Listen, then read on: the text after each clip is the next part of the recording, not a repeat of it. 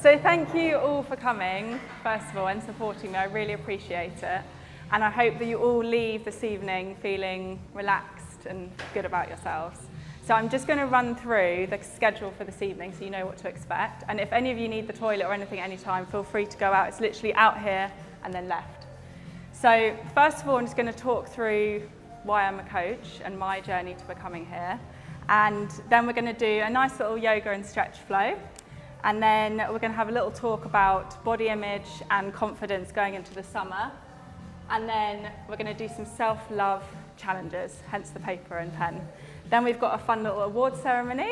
And then you guys can ask me any questions at the end if you want to. And then, of course, you'll get all your goodies before you leave. So, first of all, I'm just going to talk about my journey to becoming a coach and why I do what I do. Hang on, I'm just going to turn this down. So when I started my journey, it was because I'd come, as a lot of you know, a background of an eating disorder. So I developed anorexia when I was 16, and I recovered, and then I relapsed really badly when I was 19. And I found the way for me to get out was I got into the modelling industry, and they actually wanted me to gain weight, which sounds weird because normally you think the modelling industry, they want you to lose weight, but I was actually that small that they wanted me to gain weight. So I started modelling, but unfortunately, as a lot of you know, the modelling industry isn't the best. So I did it for about 5 years. I was still very underweight. And then they actually asked me to lose weight, even though my BMI was 16. So they pulled me into the agency, compared my face from last year to that point, and said I'd gained weight. Bear in mind, I was like a size 6 at this point. And I'd done 6 years of modelling. So for me, that was, I wanted to leave. I was like, I'm out. They didn't actually let me leave at first. They said, you've got to do your 3 months notice. So I rang the owner of the agency and said, if you don't let me go, I'm going to go to the press and tell them what your book has said, because obviously it's dangerous. And he was like, fine, you can go, you can leave. So I left, and then I was like, what am I going to do? Because I'd dropped out of uni, I'd been a model for 6 years, I hadn't known anything else, so that's all I'd done.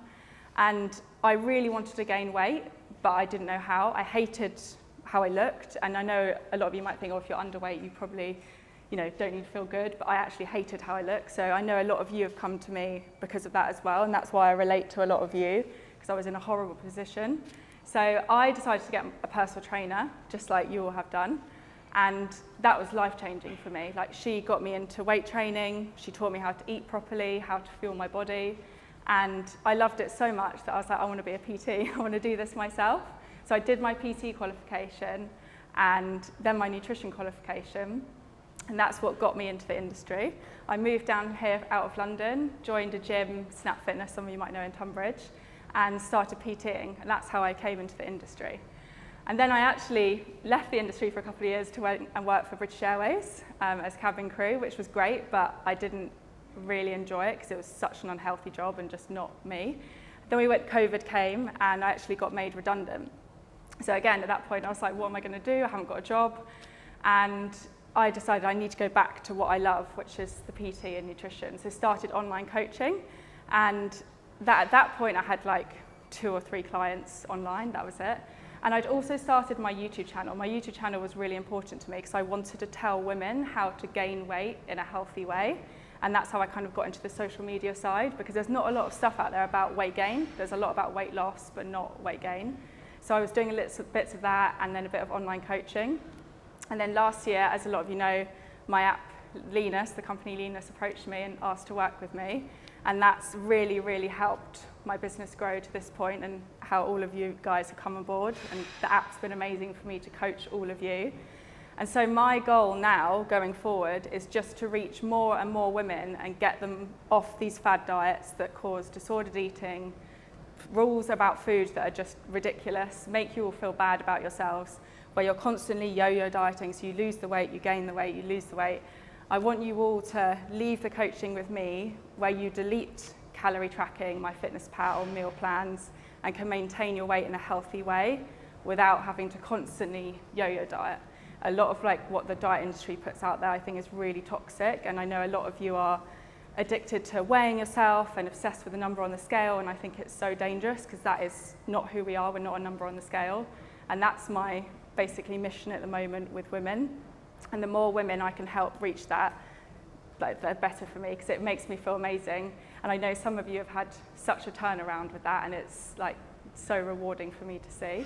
So that's kind of my journey and how I've got here and why I do what I do. So the next bit of the event is the stretch. So it's a kind of yoga stretch flow. So I'm going to guide you through. If you can't do some of the things, just do what you can, obviously. So obviously take your trainers off, put them to the side, and then come to the end of your mats. And the next one we're going to do is a cat stretch. So basically your hands go forward, and then you want to bring your head down, bum in the air, and you should feel this through your shoulders. And make sure to slow your breathing down, so really slow your breathing.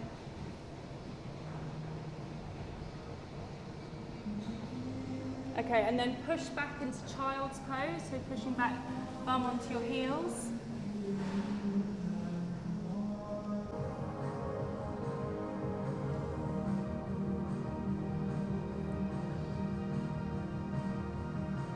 Okay, and then the next one, if you can do this, bring your leg round to the side.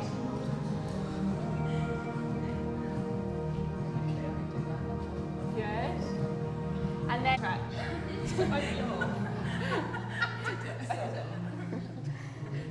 push backwards.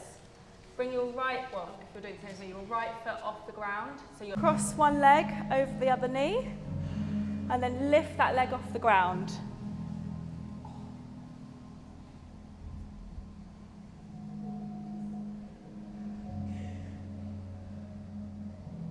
And then swap sides. And then swap sides. So in, out.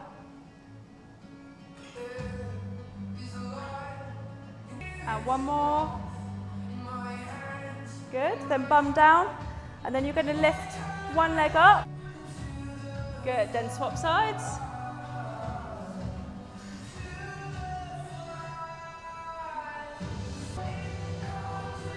Good, and then we're going to come up and then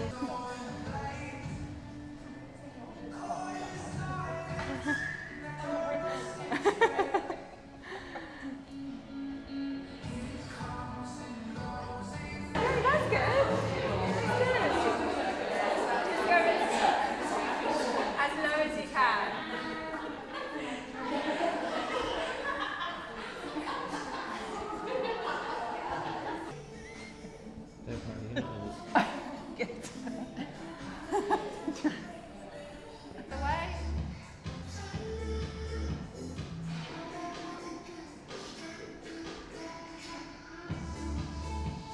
And then something that I want you to be aware of, and because I've worked in the modelling industry, I saw this a lot, is there is a lot of beauty standards put upon us as women. So anywhere you go in the world, there'll be different beauty standards. So in Japan, it'll be to be really small. Here at the moment, it's to have a big bum and a small waist. And you'll be sold things that you don't really need. An example is pore minimizer, or an ab machine, or something to fix your hip dips. And they're made up things that are not actually problems with us, but they're made to make money, basically. So be really conscious of what you're being sold and whether you actually need it.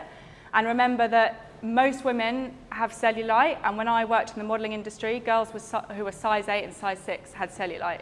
It's normal, so don't fall for products that are like, get rid of your cellulite in 21 days, because it's them trying to sell a product to you that you don't need. So it's something to be really aware of. And also when you're working with me, think about why you're doing it. I don't want any of you doing this journey with me to be like someone else that you've seen on social media or a celebrity. You've got to be doing this for you and your health, not to be like someone else, because that will never make you happy. And also, like going into the summer and thinking about your body, I know it's quite cringy, but we do only have one life, and it's really important to just embrace yourself. And if you're going on holiday, wear the swimsuit. A lot of you have children, and you want to set a good example to them and make memories with them. You don't want to be wandering around the swimming pool worried about what your arms look like or your tummy looks like. You want to be making those memories with your family, your friends, your children. So remember that as well. And if all of you guys right now were on a beach in your underwear, not your underwear, your swimming wear, your bikinis, you'd all be thinking the same thing. You'd all be thinking, oh, I don't like what I look like. So you're not actually looking at each other, you're thinking about yourselves. And it's the same in the gym. Most people are thinking about themselves, they're not looking at you. And if anyone does judge you, that's on them, that's not on you. That's to do with their problems, their insecurities and their projections. So don't take on board anyone else's judgments, and that's really important to remember when you go into the summer. And even things like what we're sold as women, like Botox, hair extensions, nails, and I'm not saying that I don't have these things done as well, because I do get them done and we all like dressing up. But again, just be really careful with what you're sold, because a lot of it is to make money, and it's a beauty standard that we're sold that's not even realistic, and there is no perfect. The whole perfect thing is a made-up myth. Nobody is technically perfect, because what is perfect? We all have a different ideal of perfect. And if any of you are ever doing it for men or whatever, even men don't have every man has a different ideal woman or whatever, so it doesn't even matter. And with the beauty industry, remember, again, they're selling you a product, a kind of myth. And I know a lot of this because I worked in the industry. My images that I had on photo shoots were manipulated, they were changed, they took moles out, freckles out, all things that are just natural to sell a product. So be really wary of that. Okay, so now we're going to do some little challenges. So what I'd like you to do with your pens and paper is I want you to all write down 5 things that you like about yourself that are not to do with how you look.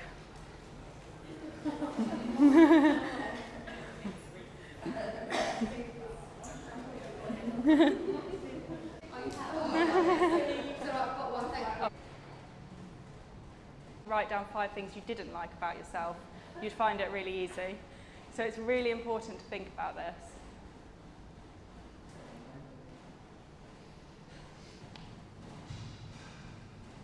For any of you that work as well, maybe it's something to do with your job.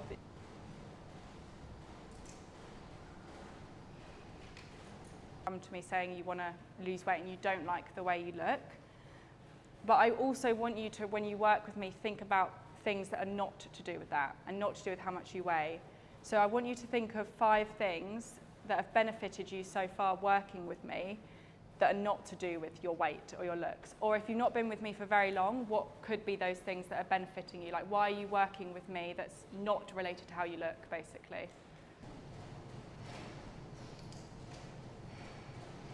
Lifestyle.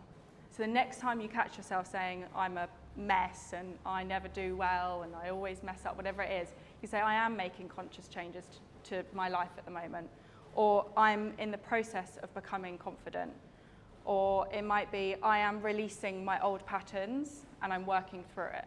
So you're being kinder. So think of that negative one, and now I want you to write on your piece of paper something positive to replace that. So again, just to give you some examples, I am in the process of becoming a confident woman, or I'm in the process of making healthy changes to my life, or I love and approve of myself,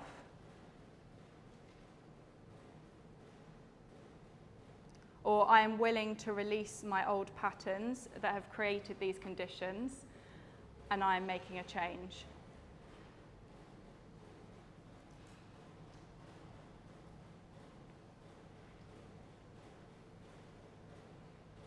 This doesn't have to be to do with our coaching or anything like that. It could be something completely different, like in your personal life, maybe to do with your job or anything.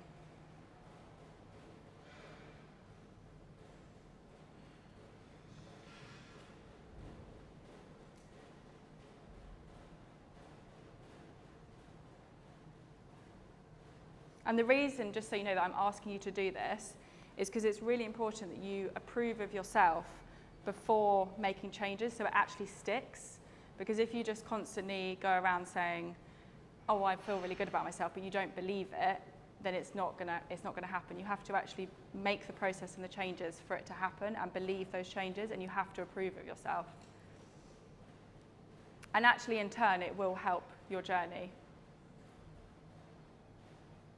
because I know a lot of you do suffer from emotional eating, and when you're feeling rubbish, you turn to food. So it's really important to address these negative mindsets.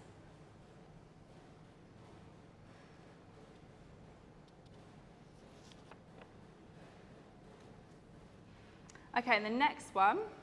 So you have to believe that you deserve what you want. If you don't believe that you deserve to be healthier, to make more money, to have a happy life, you will not attract it. It will not happen.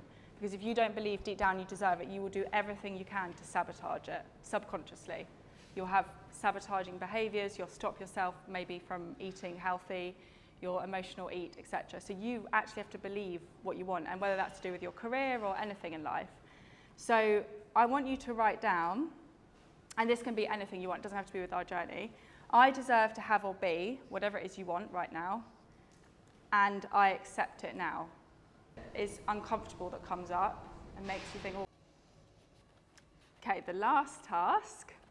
So I want you to write, I love myself, therefore, and then I'm leaving that bit blank for you. I want you to finish the sentence in as many ways as you can. Read it over, and you can add things. An example, just to say, I love myself, therefore, I'm going to eat really healthy. Because as I say to a lot of you, that when you do respect yourself and you like yourself, you will choose good food. You wouldn't, if you really loved yourself, you wouldn't go and binge eat, because you know that's not what you really want to do. And I'm loved is another one. And when I was releasing my eating disorder, my thigh looks really fat, or oh, I don't like my toast. Committed to their journey. That doesn't mean in terms of success or weight loss. They have just been really committed, and it's been amazing to see. And that is Sarah. you can say that. Yeah, and the other bit as well. What's that? Yeah, that.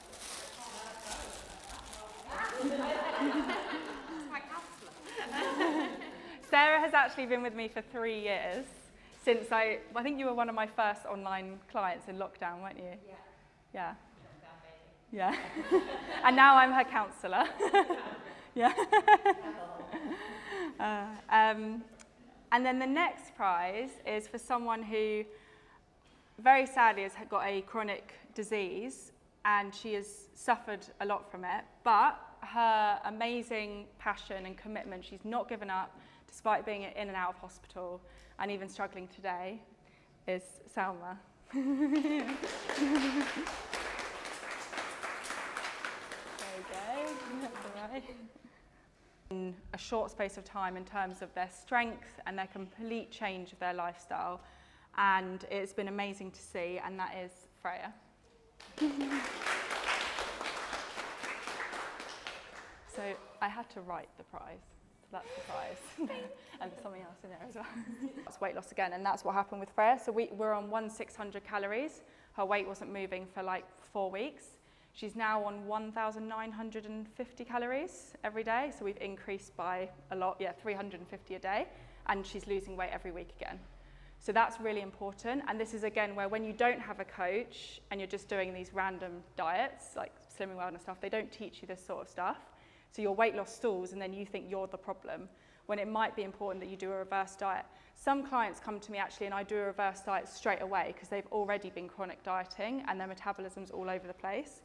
The other thing is yo-yo dieting. So if you diet, gain weight for years, that can play havoc with your metabolism, and it can be really hard to lose weight. So it's really important to lose that weight and keep it off.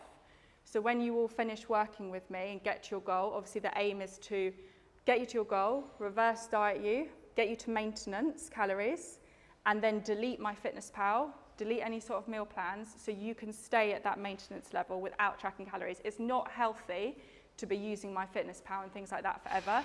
I don't want you guys stuck on those apps or tracking those sort of things. I want you to be able to consciously eat at your new weight. You might have to do little diets here and there, like after Christmas or holidays and things like that.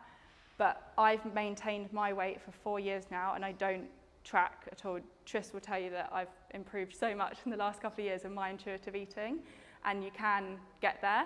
It's just once obviously you need to lose the weight first, and then I can get you that to the maintenance basically. And it's really important. I really don't like it when clients leave me before that, because I know that they will just put the weight back on and not know how to do it. So it's really important to stay so I can help you to your maintenance. I hope that answers it. Yeah. Anyone else? It really depends on your background with eating disorders. It can be quite triggering for people who've had eating problems, and obviously it's quite difficult for a lot of people. I don't really like the word detox, because our body actually naturally detoxes itself anyway. Our liver and kidneys and everything are amazing at doing that. Makes me really happy and proud to be here, and so yeah, thank you for supporting me. Thank you. Thanks for coming to I appreciate it. All right, and those are goodie bags. Yeah, speak to you later. Hello. Exactly, yeah. And some coaches will say like, oh, eliminate burgers, crisps, wine all the time, and that's not what you want.